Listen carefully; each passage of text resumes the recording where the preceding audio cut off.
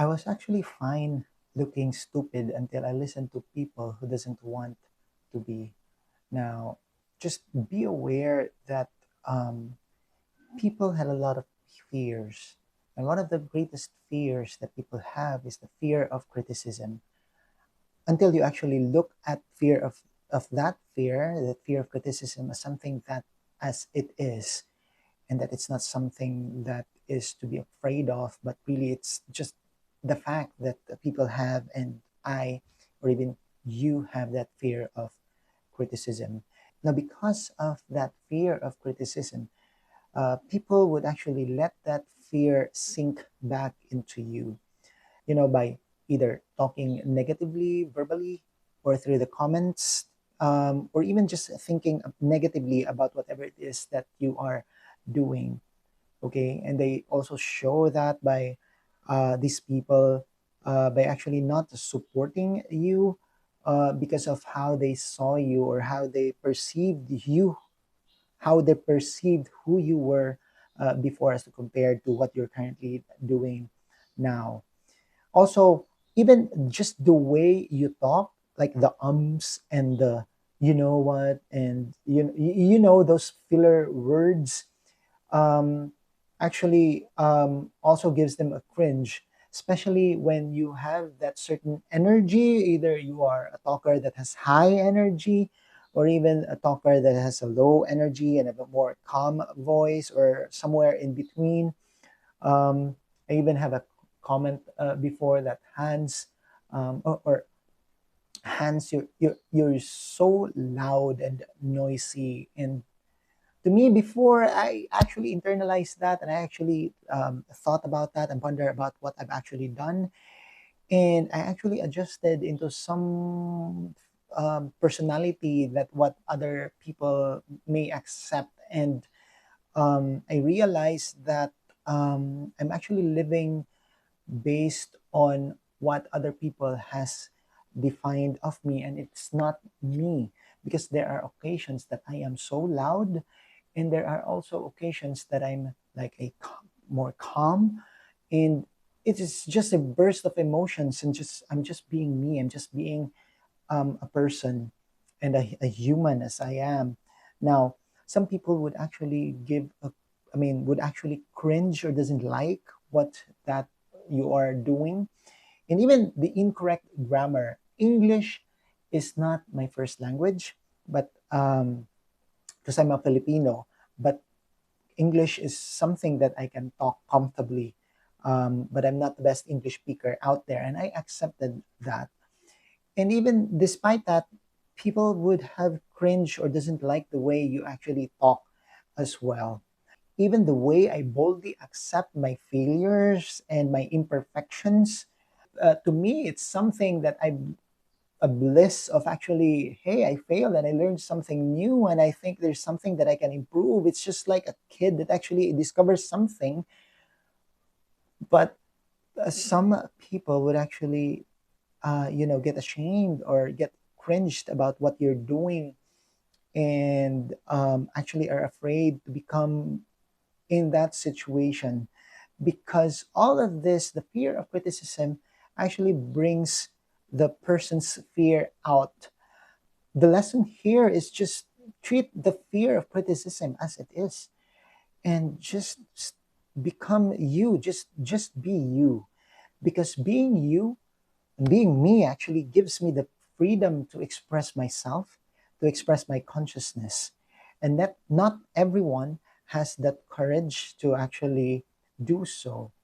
Now, thinking back, the boldness that I have or before actually helped me um, become a leader, or actually bring out the leader that I have in me, since when I was in high school, and even in my 9 to 5 job, because I just ask a lot of questions. I'm so curious with the things that I'm curious about, that I wanted to learn about. And even in during meetings, during discussions in my 9 to 5 job, I actually raised a lot of questions, because I wanted to have clarity. And I accept that I haven't understood what was discussed and what was conveyed. So, and I was bold, and I am asking a lot. of questions still. It just comes out naturally out of me. All right. And what that means and what that actually does is it actually brings back, brings out the clarity that actually some of the people actually wanted to. That made me realize that it's just me. It's how I operate in this world. This is my consciousness. This is just me. Raising questions and actually learning and actually getting clarifications actually help people get aligned. And when no one is actually asking those questions and no one is actually asking and bringing out clarity, there's a lot of misconceptions and misunderstandings that I've witnessed in my experiences. In my experience, even in my 9 to 5 job, and even here as we operate and as we interact with other people, not bringing clarity out or not asking questions to bring clarity actually could lead to conflict and misunderstanding. And that's just me. When I look back at it and really understand and embrace who I really am, it's actually bringing me or gives me back that freedom, which brings me back in this creation of YouTube videos that I am currently doing now. So the fear of criticism actually came back, or really more of a fear of like failure, because I was wanting for a perfect lighting, like what the lights would look like, right? Or how am I gonna be seen in the video. I was waiting or wanting for the right environment. I needed to arrange my things here. I don't want you to see a lot of my stuff. I was waiting for the wanting for a perfect tool or for a perfect camera. I'm currently using my phone right now, and it serves that purpose. That purpose. Okay, I was wanting for a perfect script. Now, don't get me wrong. Scripts are really great. Scripts are really good because it helps me. It helps you mean what you really want to say. But as of the moment, in these videos that I wanted to create, I wanted to do something that's more authentic. That's how I'm more connected to, and and you see and you notice me becoming excited and becoming passionate about what I'm talking about through the speed of how I'm talking. It's just that I'm excited about what I'm about to say, and I have to be constantly aware of that. Okay. Now, I was also wanting for a perfect schedule and a perfect system, seeing other people having that schedule and having that perfect system to support them in their business. But to me, it's actually hard when you have family to support and when your values are family first, which means that my family knows that whatever I'm doing, when they have something that they know that's really important and that needs attention, my attention as a father and as a husband, they know that they are my priority, and I'm willing to drop everything for them. Family first, next to me. And also, when you have like client services, like just what I'm going to do today, also, inquiring clients or potential clients, it's so hard to build that schedule because these clients, these people doesn't have the same schedule as you. So I wanted to create something that would match to who I am and um, what my life would look like and what the life I want to look like. I wanted to build something that would synergize and would connect and would flow naturally. I'm going to continue figuring this out. And I know I'm going to figure this out.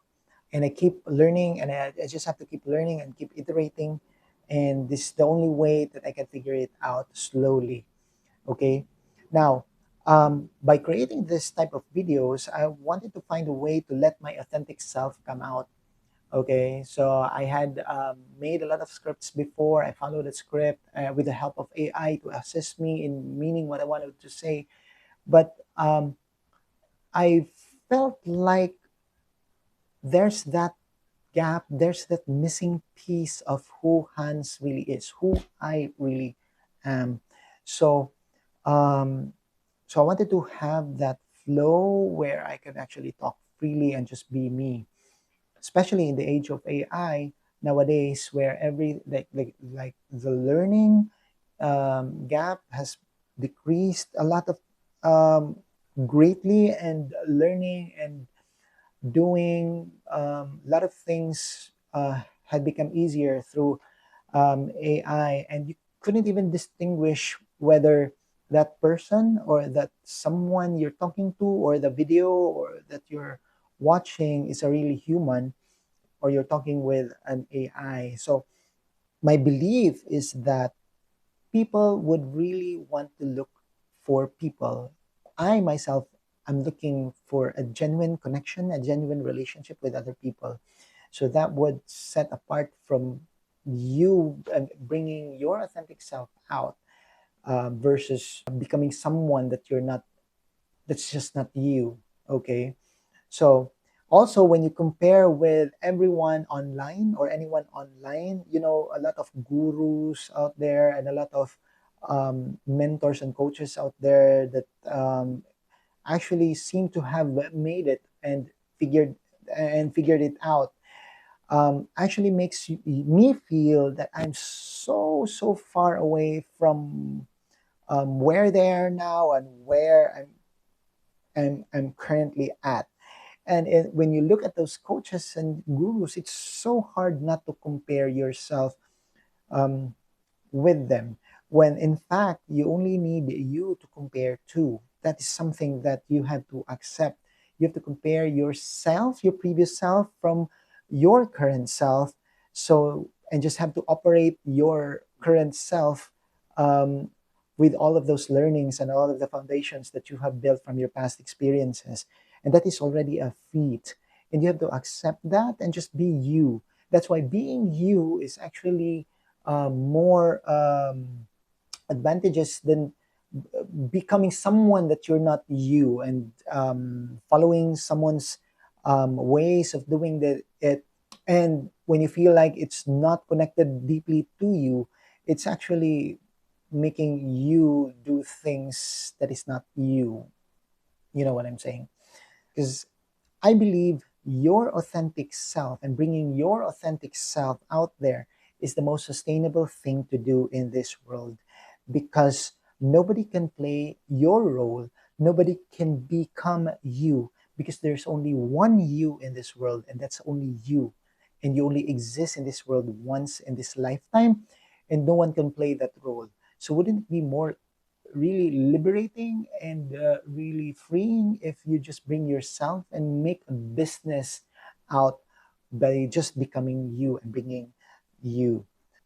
Just accept and acknowledge, and that's what I'm actually doing with myself now, to actually accept that this is me, and I acknowledge that this is me, and I'm bringing myself out there, and just putting an online presence, and putting myself out there. Okay. Now, I'm a firm believer of why and understanding why. So, because when you understand the things that you're doing and why you're doing the things that you're doing, you're being more intentional of doing the things that you're doing. That's why I really am a believer of um, understanding why, and really identifying your why. Because I've realized that I'm doing this because I'm building a personal brand. Now, still, the label is actually still giving me a cringe, because to me, seeing a lot of personal brands and bigger personal brands out there, some of them are celebrities. Actually, it's not, it's just that label that gives me this feeling of you, something like that. Um, but to me, a personal brand is treating it just as a label, and treating it as it is just as it is. So, and to me, you have already that personal brand. I already have that personal brand, because personal, it's personal because it's you. It's no one is going to be the same as you. You're only going to be one in this world, and you already have that personality. Okay. Brand out there is the brand is just actually how people perceived, and how people would remember who you are. Now, the personal brand is actually just bringing you out there, and just and the world just has to see it. The world just has to see you. So so I stopped hiding. I stopped hiding myself and just showing up for myself. Building a personal brand actually helps me with my vision to build a legacy in this world. To become perpetual, to be just existing in this world, to become a co-creator of that universe, because I believe that everyone is a co-creator to the world that you are living in, and the environment and the universe that you have created is actually something that other people would also experience. And in this online presence, I wanted to build business, an online business around who I really am, bringing my true self, my authentic self, to serve the world, to serve the people with my fullest potential. If you're someone that actually is curious, or someone just wanted to see that journey with me, then I welcome you to this channel, and I hope to see you in my next video. Bye.